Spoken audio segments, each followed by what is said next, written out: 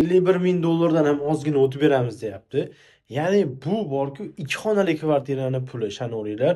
Mindonobodda shaharga haydab shunday o'tganimizda, xo'p, katta yo'lda bu yerga taxminan bir 400 metr, 500 metr ichkarida ikki sotixli kottejimiz sotilyapti. Remont holatlari yaxshi, fayfaylarimiz bor. Xo'p, kichkina eshikchasidan kirdik. Kirganimizda keng koridor. Xo'p, chap qo'lda bolalarimiz uchun yotoqxona, radiatorlarni yaxshisi qo'yilgan, ta'mirlangan uyimiz, akvaplast romlari bor. Eshiklari o'sha заводской MDF eshiklar. Xo'p, mehmonxonamiz. Mehmonxonamiz bo'lsa, mehmonxonamizda ham radiator bor, trezorli zonalar qilingan.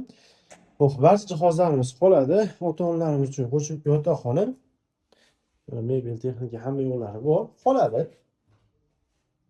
Ko'z bilan ko'rilgan narsalar qoladi. Sanuzel, birinchi sanuzelimiz. Aristonlar ishlab turibdi, stranli mashinalari bor, qoladi bu ham. Uyimizga o'zgartirish kiritilgan va qo'shimcha qurilishlar qilingan. Xolodilnik, gaz, suv, svet, duxovka, kotyol.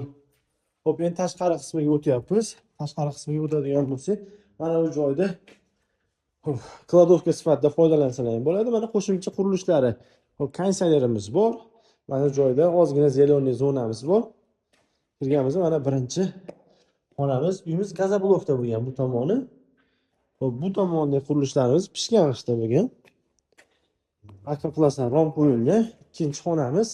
Uyimizda общий 5 ta xona, 3 ta sanuzel bor. Xo'p, mana 5-xonaga kiryapmiz.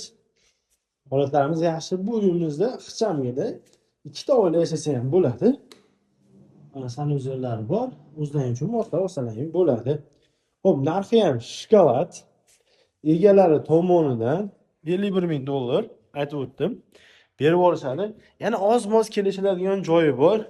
Ulgurib qolinglar, quyidagi raqamlarga qo'ng'iroq qilinglar. Krediti yo'q, taqiqi yo'q. Sirazi oldi-sotdi bo'lib nomlanga o'tadi. Mana shunday sanuzelimiz. Lokatsiyamiz juda ham zo'r joy, tinch, gaz, svet, suv bor. Top yo'l lokatsiya. Kutamiz.